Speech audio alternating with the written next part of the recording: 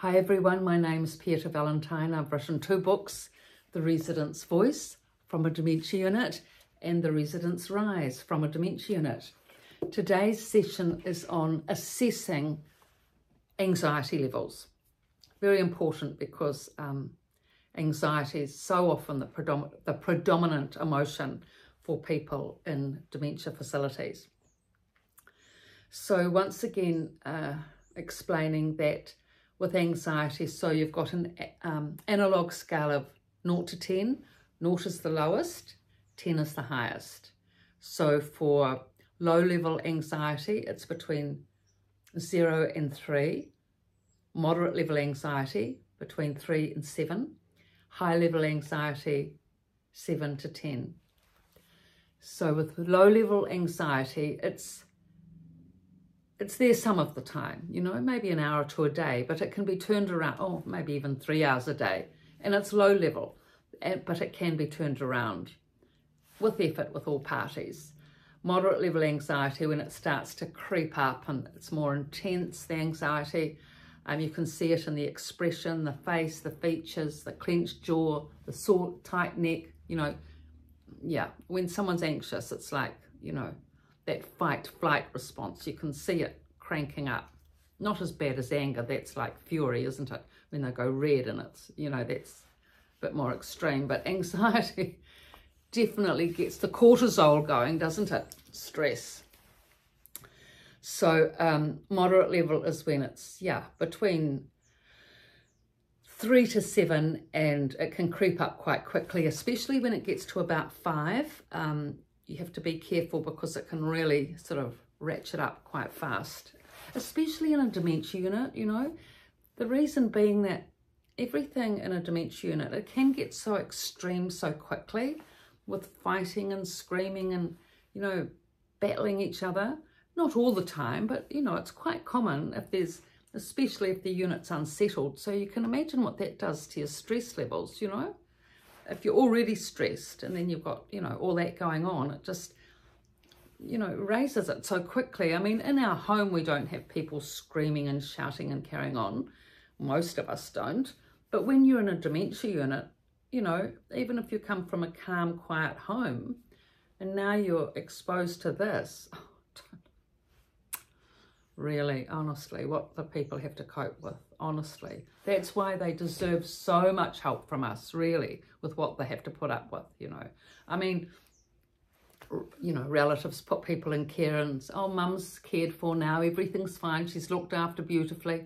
Well, maybe, yes, with all the showering and cares and, you know, getting her hair washed and that, but she's got to put up with the next 24 hours in this facility, you know, that's the big part of it, where she needs that psychological help and support to be able to cope with and manage the environment.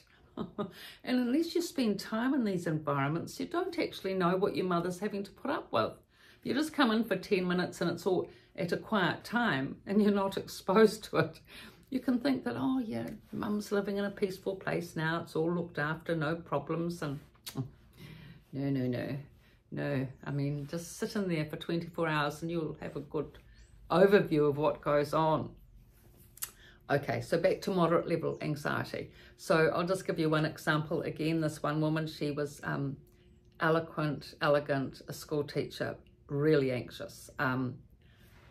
Contained anger, but not low level anger though. I wouldn't really call it anger.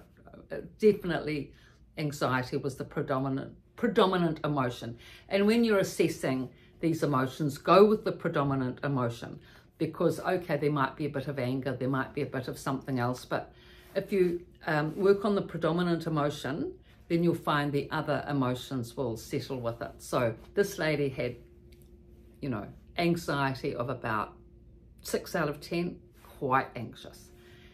Really, all day, I want to go home, I want to get out, not call the police, which some angry residents do, but I want to get out, I want to go home. When can I get out? All day she'd be at the desk. She's a lovely lady, but you'd be sitting there and then, you know, you'd be doing your notes, typing away, and she'd just stand there and just go on and on. It's so stressful for her and, of course, the staff. if you're trying to get on with your work, it's not easy when you've got this sort of, you know, record repeat going on. But the worst effect was her daughter. It really affected her daughter. She was the only daughter and a very dedicated daughter, and you could see the stress in the daughter's face. She was really affected by it. She looked actually pretty much at least as stressed as the mother, and really found it difficult to handle. But actually the solution to this, I'll tell you what happened was, this woman, she was an ex-school teacher. She actually ended up making friends with another school teacher in the unit who was the socialite. She was social, popular, eloquent, good sense of humour, a bit sarcastic, but was an interesting person, and she, you know, she could engage with anyone. So what happened is this lady made friends with this woman. They became best friends. All of a sudden, this woman who was anxious, she had a big social circle.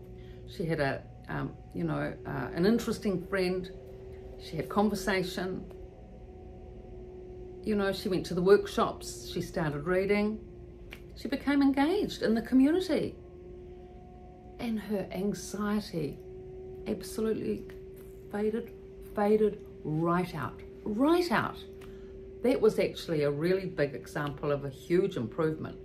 After she made friends with that one woman and became, you know, and she accepted the group and was included by the group, accepted she was at the unit, her anxiety, I didn't witness it. I did not witness it. For the last year I was there, I did not witness it. And from her. And it was remarkable, really. She had a fulfilling, satisfying life. You know, she had a good friend, she had good conversations, she was a great observer. She used to look, listen, learn through observation. She was very keen eyes and keen observations, and very interesting to listen to. She was actually the one that used to say to residents if they got really anxious, you know, well, of course, she'd experienced anxiety herself, but when they became really anxious, she'd say to them, don't give it power, don't give it power, it will pass.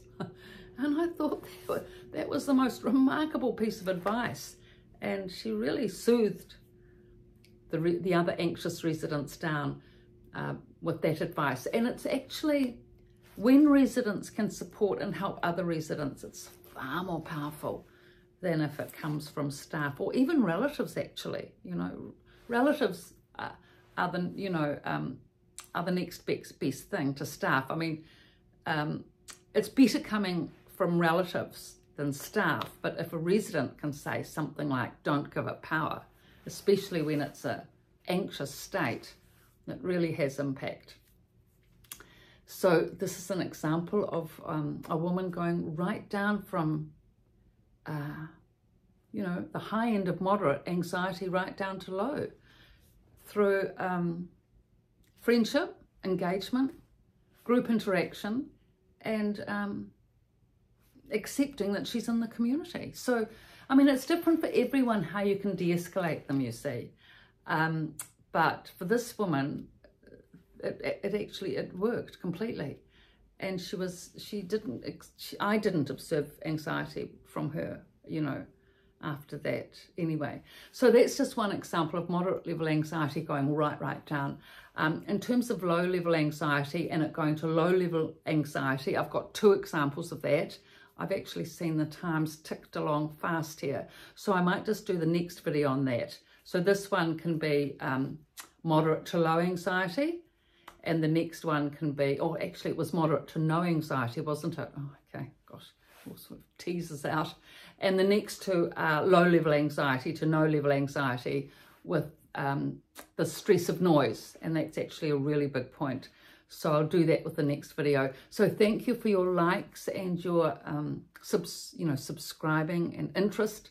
It's fantastic. Thank you.